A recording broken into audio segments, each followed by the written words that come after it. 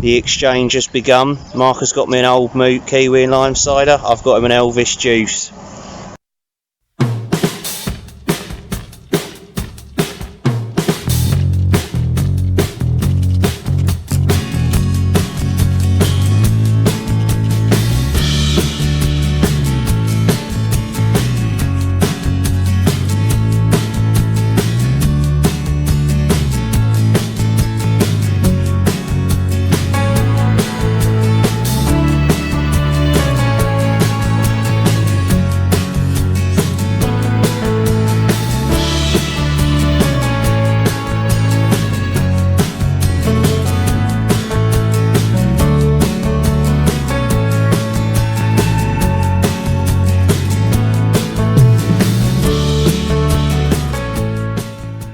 Good morning again everyone, I hope you're all well.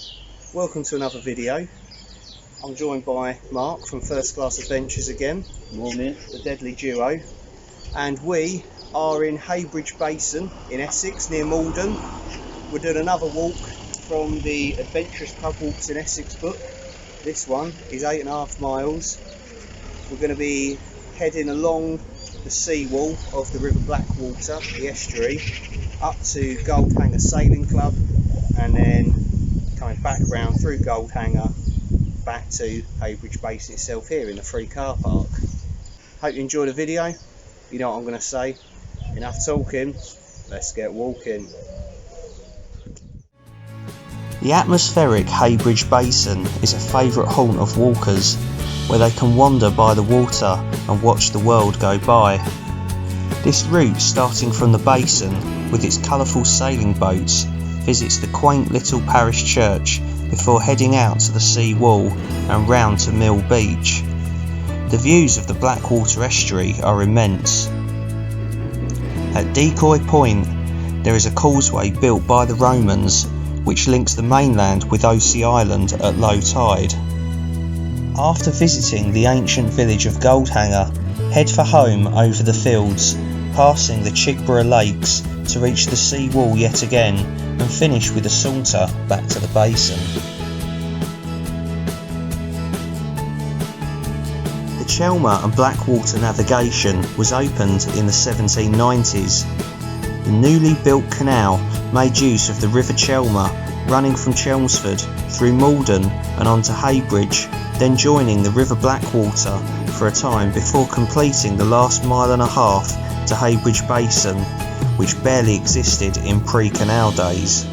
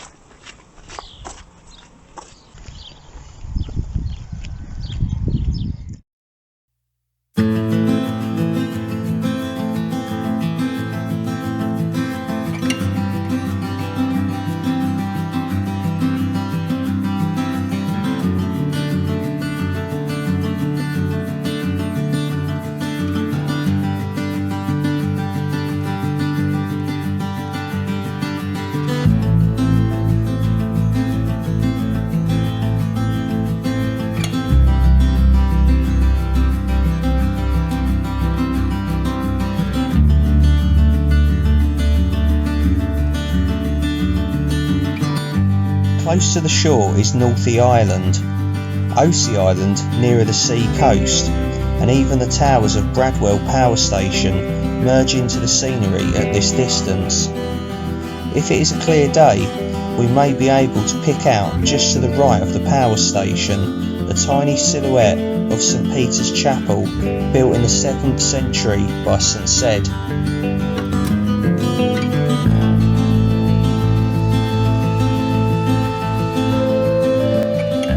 Decoy Point, we reach the causeway where vehicles can drive over to Osea Island around low tide.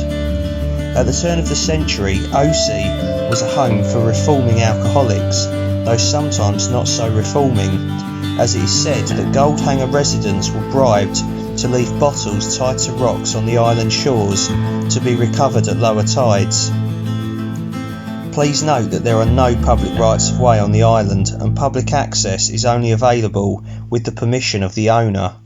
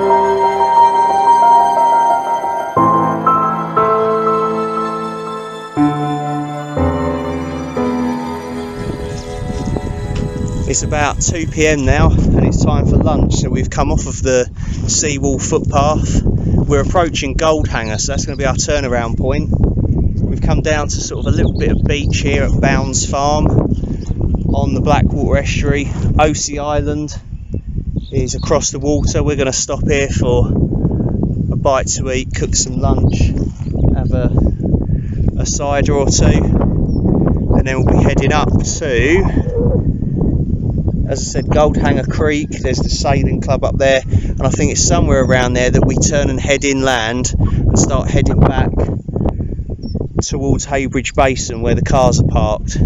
So that's probably not going to be the most interesting bit, the inland bit. So far this whole bit along here has been absolutely brilliant, without doubt the highlight of the walk, and I think it was better than the fingering hoe walk that me and Mark did the other day overall. Like, that was a nice walk, but this is brilliant. This is my cup of tea. Like, river estuaries, kind of coastal sea vibe sort of thing. Yeah. So the stove I'm using today is the Vargo titanium hexagon wood stove. But what I do is I put my little Trangia alcohol stove inside it. Now the Vargo kind of does work as a windshield, but I thought, just belt and britches, I'm going to bring my old metal windshield, so that should be absolutely fine because there is a slight breeze coming in off of the estuary here. Sun's out now. A Friels first press vintage cider, 7.4%, expertly crafted in small batches. Had this one at home during the lockdown and it is quite strong. The ultimate in cider indulgence, with the first press of Herefordshire apples at the heart and soul of Friels, including Red Falstaff, Katie and Windsor varieties. Our award-winning vintage cider provides a gloriously fresh taste at a higher ABV to carry through the intense flavour of the apples to its highest possible potential.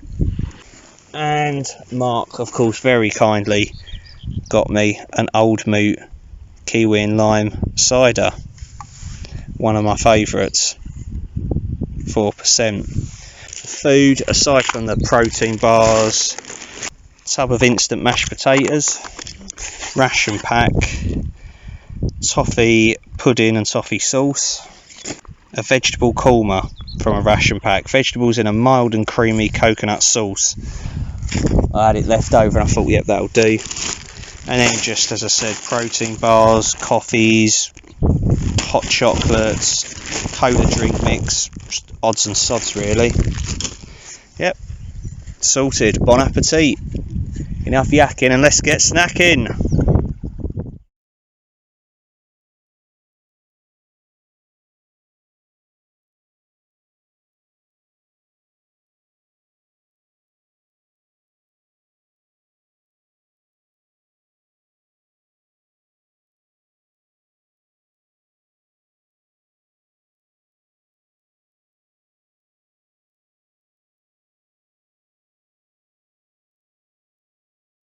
We've finally finished having lunch. We've probably been here about an hour and a half. It feels more like 2 hours though. And it's about 3:30 now.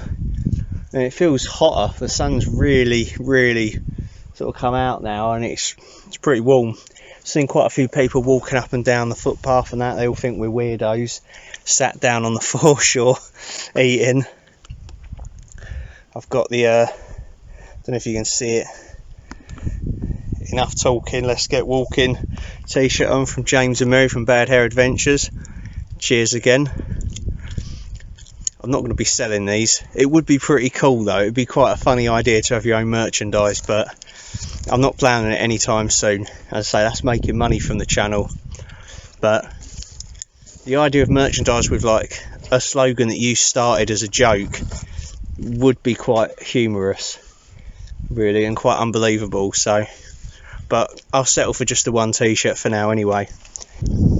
It's absolutely lovely round here. When we can finally get out on wild camp, I'm definitely going to come back here and look for some places to do a little camp along the estuary. It's brilliant. Anyways, enough talking, let's get walking.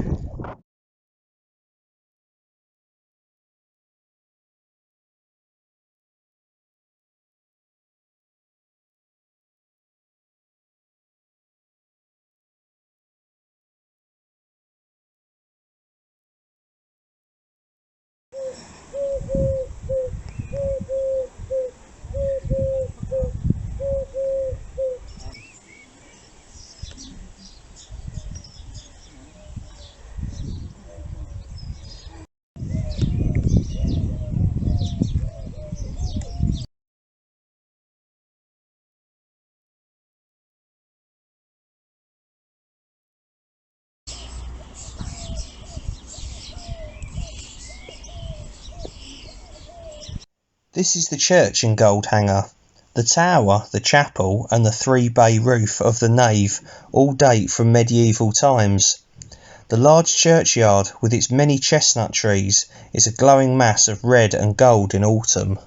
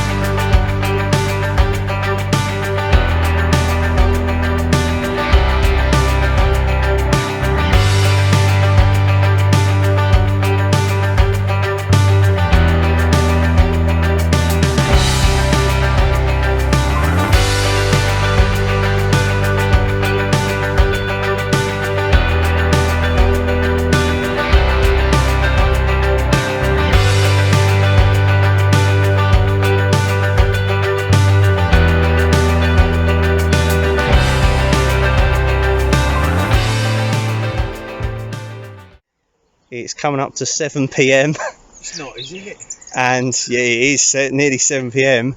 and we've finally found our way back to the creek near Heybridge Basin where we were earlier. I think that was like this morning, Mark. It was. That was this morning, yeah. And it's still sort of sunny, nice evening, sort of sunny weather. And we know where we are now. We got a little bit lost on part of it, but I actually used some half decent navigation skills and a little bit of help from Google Maps as well, and the OS Explorer map. Oh, and Mark's survival bracelet compass. See?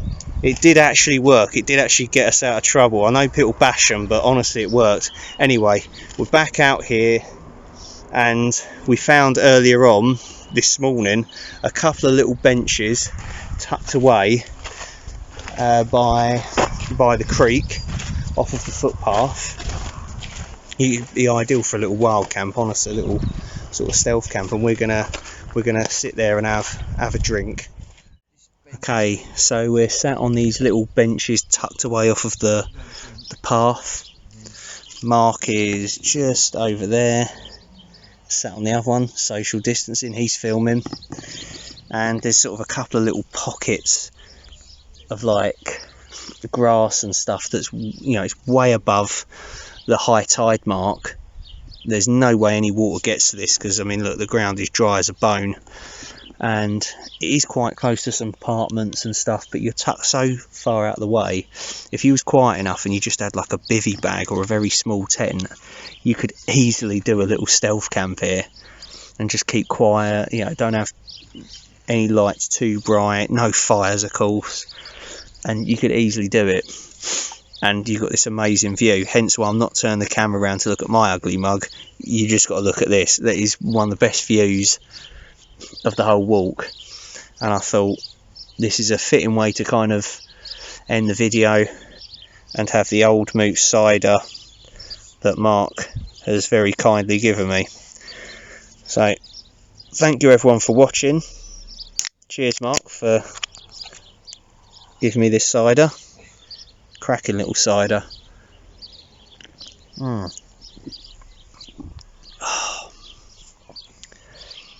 That's the best drink I've had all day. So cheers everyone, and I'm gonna sign off and leave the video here. We've got about 10 minutes walk along kind of the same route earlier, so there's nothing new to see. We're just retracing our steps back to the car park, and I thought I'm gonna end the video here. It just seems fitting. It's just a nice spot and it's a lovely evening. It's gonna stay light like this until fairly late now, and it's like it's t-shirt weather. It's brilliant, absolutely brilliant. So we're gonna sit and enjoy our last alcoholic beverage. It's been absolutely brilliant, this walk. I've really enjoyed this one. It was so much better than the fingering hoe one that we did. We didn't get as lost on this one. It was easier navigating, I'm not going to lie. But this is my kind of landscape. River estuaries, creeks, seawall. I mean, it's not quite coastal because the coast and the sea is further out towards like the Dengie Peninsula and Bradwell. But this is a part of Essex I've not really explored much of. And I can't believe it. Like, it's absolutely amazing, and it's about 35-40 minutes drive from where I live in Essex. It's incredible, and I've got some cool plans that I'm thinking of doing based on this area. I'm planning to maybe walk the whole north bank of the River Blackwater Estuary out to Tollesbury. There's some really good wild camping spots out there. That'd be quite a long walk from sort of Maldon to Tollesbury, and then find like a route inland back, something like that. But the big one that I really want to do is on the southern bank of the Blackwater Estuary. Is start at Maldon, head out along there through Maldon Sea, out to the Dengie Peninsula and Bradwell Waterside, Bradwell on Sea, and St Peter's on the Wall Chapel, where I've been loads of times, and then head south along the peninsula where it's really uninhabited, down to the River Crouch Estuary and the Dengie minefield control tower from World War II. That's such a cool building, that. And then head up river along the River Crouch to North Fambridge, and then head inland across land back to Maldon. So it would be a big circular trip of the entire Dengie Peninsula, taking in the Blackwater Estuary and the Crouch Estuary. I think that would be absolutely brilliant. Let me know in the comments if that's something you want to see, because I think sort of once we're allowed to wild camp again, which I think that's coming soon. I think we're going to be able to get out wild camping sooner than we think. That could be something I could do straight away, is do that, just spend sort of 3-4 days doing that, and that would be absolutely brilliant. It'd be a proper Essex adventure anyway, so I'm looking forward to that. But today has been absolutely brilliant. I want to say a big thank you to Mark. He's over there, he's filming something. There he is. There he is. It's been a pleasure, mate. Cheers. It's been a lovely day. It's been really good. And of course, as always, I want to thank all of you at home. Thanks for watching this far. It is appreciated, because I know my videos can ramble on a bit and stuff, and I'm trying to work on that anyway. So yeah, thank you very much. Thanks for subscribing, everyone, as always. And yeah, it's been a pleasure. It's been great. So yeah, cheers everyone. Take care of yourselves. Look after each other. Stay safe as always. Until next time, I'll see you on the next one. Cheers everyone. See you later. Bye.